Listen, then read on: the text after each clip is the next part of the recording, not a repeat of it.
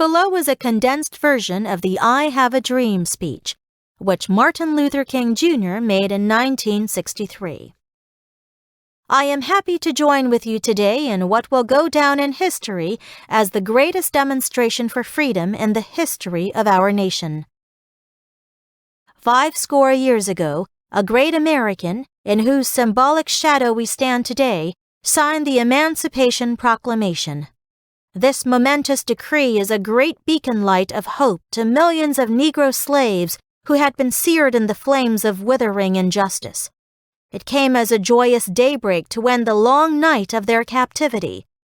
But 100 years later, the Negro still is not free. 100 years later, the life of the Negro is still badly crippled by the manacles of segregation and the chains of discrimination. 100 years later, the Negro lives on a lonely island of poverty in the midst of a vast ocean of material prosperity.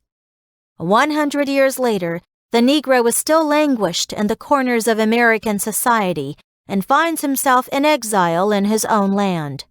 So we've come here today to dramatize a shameful condition. In a sense, we've come to our nation's capital to cash a check, a promissory note to which every American was to fall heir, a promise that all men would be guaranteed the rights of life, liberty, and the pursuit of happiness. It is obvious today that America has defaulted on this note insofar as her citizens of color are concerned. America has given the Negro people a bad check, a check which has come back marked insufficient funds. But we refuse to believe that the Bank of Justice is bankrupt. We refuse to believe that there are insufficient funds in the great vaults of opportunity of this nation. So we've come to cash this check, a check that will give us upon demand the riches of freedom and the security of justice. I say to you today, my friends, even though we face the difficulties of today and tomorrow, I still have a dream. It is a dream deeply rooted in the American dream. I have a dream that one day this nation will rise up, live out the true meaning of its creed. We hold these truths to be self-evident, that all men are created equal. I have a dream that one day on the red hills of Georgia, sons of former slaves and the sons of former slave owners will be able to sit down together at the table of brotherhood. I have a dream that one day even the state of Mississippi, a state sweltering with the heat of injustice, sweltering with the heat of oppression, will be transformed into an oasis of freedom and justice.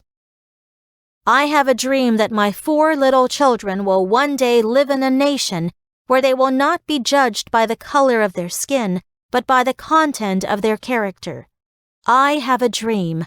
I have a dream that one day in Alabama, with its vicious racists, with its governor having his lips dripping with the words of interposition and nullification, one day right there in Alabama, little black boys and black girls will be able to join hands with little white boys and white girls as sisters and brothers. I have a dream today. I have a dream that one day every valley shall be exalted, every hill and mountain shall be made low. The rough places will be made plain, and the crooked places will be made straight. And the glory of the Lord shall be revealed, and all flesh shall see it together. This is our hope. This is the faith that I go back to the South with. With this faith we will be able to hew out of the mountain of despair a stone of hope. With this faith we will be able to transform the jangling discords of our nation into a beautiful symphony of brotherhood.